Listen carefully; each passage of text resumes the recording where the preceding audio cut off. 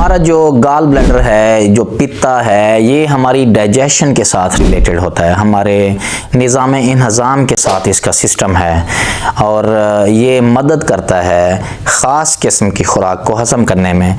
ये ज़्यादातर चर्बी वाली ग़िज़ा, फ़ैट वाली ग़िज़ा जो होती है, डेयरी प्रोडक्ट्स वाली ग़िज़ा होती है जिसमें फ़ैट कंटेंट ज़्यादा होते हैं, उसको हज़म करने में ये मदद देता है क्योंकि ये स्टोरेज का काम करता है। जिगर में जो बनता है पानी, बाइल जो बनता है वो पित्ते में इकट्ठा हुआ होता है। किस तरह काम करता है ये? जब हम ग़िज़ा खाते हैं फ़ैट वाली, जब ये मैदे में से हो के जब ये पहुंचती है जो हमारी अंतड़ियों का पहला हिस्सा है, ड्यूडेनम वाला हिस्सा है, तो पित्ते को मैसेज जाता है। कोलिसिस्टोकाइनिन एक एंजाइम होता है, उससे मैसेज जाता है। वो मैसेज क्या होता है? ये देता है कि फ़ैट वाली ग़िज़ा आ गई है, तो पित्ता सुकड़ता है। पित्ता जब सुकड़ता है तो खुराक जो पानी होता है इसका अंतड़ियों में चला जाता है और फिर हज़म हो जाती है। अब पित्ता निकल गया है और अब हमें क्या एहतियात करनी चाहिए? कौन सी फिर ग़िज़ा ना लें? हमने पहले एक वीडियो बनाई है कि कौन सी ग़िज़ा लेनी चाहिए जब आप पित्ते की पथरी का ऑपरेशन करवा चुके होते हैं, तो कौन सी ग़िज़ा आप लें जो कि आपके निज़ाम इंहज़ाम को डिस्टर्ब ना करे। अब इस वीडियो में हम आप बताएंगे कि कौन सी ग़िज़ा ना लें। एक तो ऑब्वियसली आपको फ़ैट वाली डाइट से परहेज़ करना पड़ेगा, हमने उस वीडियो में भी थोड़ा सा टच किया है, तो इसमें हम उसके बारे में भी थोड़ी सी डिटेल बताएंगे। और कौन सी खुराक है जिससे आप एहतियात करें, जिससे आप बचें। एक्चुअली मेन ये है कि आपका निज़ाम इंहज़ाम डिस्टर्ब ना हो, निज़ाम इंहज़ाम पे, डाइजेशन पे, मैदे पे, अंतड़ियों पे बोझ ना पड़े। तो ये वाली आप आज हम इस वीडियो में आपको बताएंगे कि क्या क्या एहतियातें करें हम। एक तो हाई फैट डाइट आपने नहीं लेनी, इसके बारे में हम आखिर में बताएंगे। इससे पहले हम आपको बताना चाहते हैं कि स्पाइसी फूड भी आपने नहीं लेने हैं। मुर्ग मुसल्लन वाली ग़िज़ाएँ, स्पाइसी मसालेदार चीज़ें भी आपने नहीं लेनी हैं। जितनी आप स्पाइसी चीज़ें लेंगे तो आपका मैदे को डिस्टर्ब करेंगी, ये डाइजेशन को डिस्टर्ब करेंगी, तो आपने ये इनसे परहेज़ करना है। और वैसे भी ग़िज़ा अगर आपने लेनी है तो बड़ी स्मॉल अमाउंट में लेनी है, पेट भर के और प्लेट भर के नहीं खाना आपने, तो आपने वैसे भी थोड़ी मिकदार में लेनी है। और उसमें भी आपने स्पाइसी फूड नहीं ऐड करने हैं, कोई इस तरह की स्पाइसी चीज़ें ना हो। फूड से आप परहेज़ करेंगे तो आपके डाइजेशन वाले सिस्टम पे, निज़ाम इंहज़ाम पे ज़्यादा बोझ नहीं पड़ेगा। दूसरा ये है कि किससे परहेज़ करें आप? ग्रीजी फूड जैसे बर्गर, पिज़्ज़ा, पास्ता, पेस्ट्रीज़, इनसे आपने, ये जो होते तो हाई कैलोरीज फूड होते हैं लेकिन इनमें फ़ैट ज़्यादा होती है। फ़ैट जब ज़्यादा होती है तो फ़ैट ही से तो हमने बचना है, फ़ैट वाले प्रोडक्ट से ही तो हमने बचना है। बर्गर, शवारमा, इनसे परहेज़ करना है, 2-3 महीने तो बिल्कुल परहेज़ करना है। उसके बाद आप जब आपकी बॉडी एडजस्ट कर जाएगी, आपका जो है जिगर की नाली इतनी एडजस्ट कर जाएगी कि जिगर वाला पानी उसमें स्टोर होना शुरू हो जाएगा, तो उसके बाद आप ले सकते हैं ताकि आपको फिर कोई ऐसा मसला ना हो। शुरू में आपने हैवी मील नहीं लेने, ये हैवी मील हैं, फैट वाले जो भी मील हैं आपके लिए हैवी मील हैं। आप दूसरी चीज़ें तो लें जो ज़्यादा हैवी नहीं होते, बॉइल्ड वेजिटेबल हो गई, उनका सूप हो गया, दाल ले सकते हैं आप, चिकन भी लेना चाहें तो आप ले सकते हैं, लेकिन मीट नहीं लेना, उसमें फ़ैट ज़्यादा होती है। तो ये हैवी मील से बचना है। बॉइल्ड राइस आप ले सकते हैं, ये ग़िज़ाएँ आप ले सकते हैं, लेकिन जो ग्रीजी हैं पिज़्ज़ा, बर्गर, शवारमा, इस तरह की चीज़ों से आपने बचना है।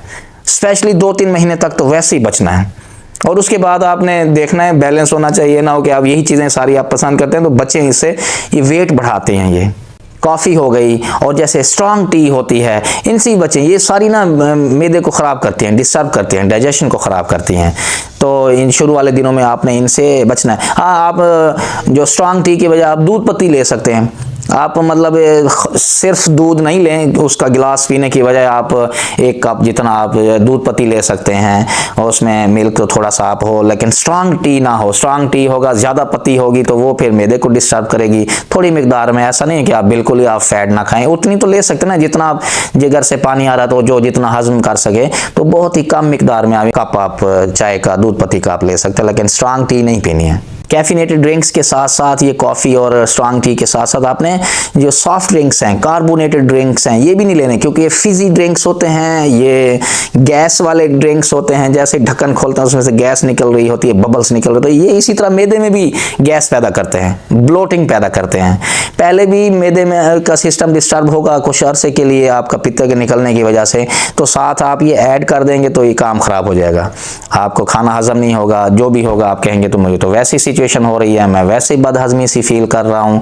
तो इसलिए आपने कार्बोनेटेड ड्रिंक से भी बचना है। आप लास्ट में अगर हम बात करें कि फैटी हाई फैट डाइट से आपने बचना है, ऐसा खाना नहीं खाना जिसमें फैट ज़्यादा होती है। उसमें कौन सी हैं, उसकी कुछ किस्में हैं, जैसे ऑयली प्रोडक्ट्स हैं, ऑयल से या फ्राइड जो प्रोडक्ट्स बनी होती हैं, तली हुई जैसे चीज़ें होती हैं, जैसे कि पराठा आप खा लेते हैं, या फिर ये कि पोटैटो चिप्स हैं, जैसे कि तली हुई चीज़ें जो भी बनती हैं, आप फ्राइड चिकन हो गया और पराठा जैसे हो गया, जैसे ये तली हुई चीज़ें हो गई। ये शोरबा जिसमें वो जो घी से बना हुआ होता है, ऑयल से बना हुआ शोरबा, ऐसा सालन जिसमें शोरबा ज़्यादा होता है, उससे भी आपने बचना है, क्योंकि वो फिर फैट ज़्यादा होगी, फैट की डिमांड पूरी नहीं कर सकेगा जो जिगर होगा, एक दम में तो वो इतने सारा नहीं बना रहा होता, तो उतनी डिमांड पूरी नहीं हो सकेगा, फैट होगी वो तो हजम हो जाएगा, बाकी जो इजाफी होगा वो हजम नहीं हो सकेगा, फैट की तरह उसी तरह का डायरिया लग जाएगा, फैटी डायरिया जिसे स्टीटोरिया बोलते हैं, ग्रीजी सा लेसदार से पखाने शुरू हो जाते हैं।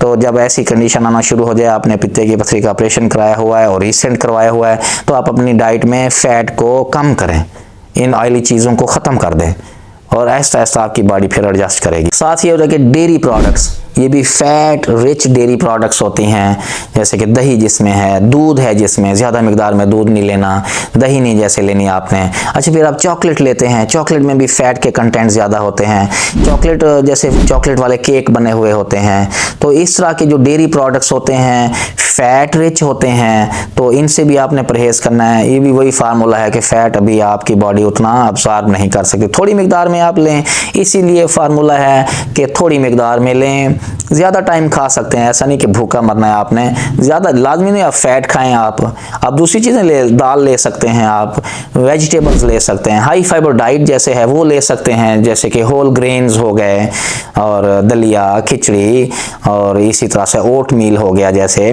फ्रूट्स आप ले सकते हैं फाइबर वाले।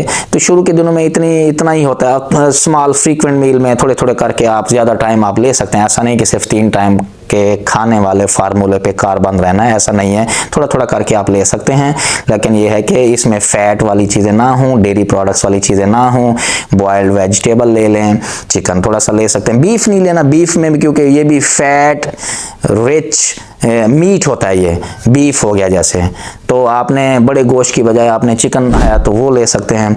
इसमें भी ज़्यादा शोरबे वाला, ज़्यादा ऑयल ना डला हुआ हो, थोड़ा ऑयल कम मिकदार में ऑयल ले सकते हैं आप, वो जो कि थोड़ा सा हाजमे में थोड़ा सा जो मिकदार होती है ना ऑयल की, वो हजम हो जाती है। तो इस वीडियो में हमने बताया कि फ़ैट वाली ग़िज़ाओं से परहेज़ करना है, ऑयल फ्राइड वाली ऑयली चीज़ों से, पराठों से, ग्रीजी प्रोडक्ट से, पिज़्ज़ा बर्गर शवारमा से परहेज़ करना है, और स्पाइसी फूड से परहेज़ करना है, और फिज़ी ड्रिंक्स होते हैं, सोडा ड्रिंक्स होते हैं, इनसे परहेज़ करना है, जो सॉफ्ट ड्रिंक्स पीते हैं आप खाने के बाद पीते हैं जनाब, और हॉट जो कॉफ़ी है, जो स्ट्रॉन्ग टी है, इनसे परहेज़ करना है। लेकिन दूध पत्ती आप ले सकते हैं, हाई फाइबर डाइट ले सकते हैं, पानी का स्टेटस पानी का स्टेटस ज़्यादा होना चाहिए, हाइड्रेशन स्टेटस ज़्यादा होना चाहिए।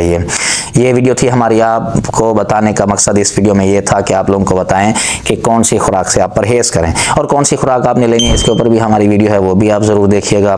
और ऑपरेशन के बाद आपको क्या क्या मसाइल दूसरे हो सकते हैं, इसके बारे में जो भी आपको मसला तो हमसे पूछ सकते हैं, हम आंसर करने की कोशिश करें। प्लेलिस्ट भी इस पर बनी हुई है, आप उनसे उधर भी जाकर कंसल्ट कर सकते हैं, बहुत सारे आप लोगों के जो क्वेश्चन होंगे उसमें आंसर किए हुए हैं। तो ये वीडियो खसूसन जिनका ऑपरेशन हो चुका है उनके लिए है, उनके लिए बड़ी मुफीद है। तो ये वीडियो उनके साथ शेयर करें, आपके रिलेटिव्स के, आपके दोस्तों का किसी का ऑपरेशन हुआ है और वो अभी इस प्रॉब्लम से गुजर रहे हैं, वो कहते हैं कि हमारा हाजमा ठीक नहीं हो रहा, तो ये वीडियो उनके लिए बड़ी मुफीद होगी। डाइट में थोड़ी सी एडजस्टमेंट करेंगे, उसके बाद बिल्कुल ठीक हो जाएगा। 2-3 महीने तक ही सिर्फ एडजस्टमेंट करनी होती है, उसके बाद भी कोई प्रॉब्लम नहीं होता, उसके बाद बिल्कुल लाइफ नॉर्मल पे आ जाती है।